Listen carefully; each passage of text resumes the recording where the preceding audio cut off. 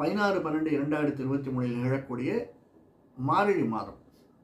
அது சனிக்கிழமை பிறக்கிறது. திருவோண நட்சத்திரத்தில் சந்திர திசையில் பிறக்கிறது. ஒரு மார்கழி மாதம் விசேஷம். மற்ற எல்லா மாதங்களை விட நாம் இதில் ஒரு 6-7 மாதங்கள் பார்த்துட்டோம் இந்த வருஷத்தில். அதில் விசேஷமான மாதம் இந்த மார்கழி மாதம். எனக்கு ரொம்ப பிடிச்ச மாதம் மார்கழி மாதம். ஏன்னா எனக்கு பிடிச்சது பெருமானுக்கு உகந்த மாதம் மார்கழி மாதம். எல்லா மாதமே உகந்தது தான். ஏன் இந்த மாதம் உயர்ந்தது அப்படின்னா 2 விஷயம். ஒன்று, மாதம் திருவோண நட்சத்திரத்தில் சந்திர திசையில் பிறக்கிறது, அது ஒன்று.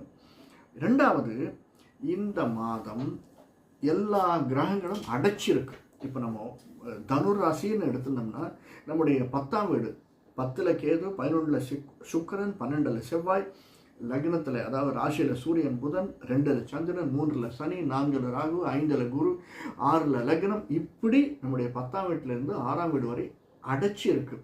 இந்த அடைச்சி இருந்ததுனாலே, கிரகங்கள் இருந்ததுனாலே அந்த கோர்வை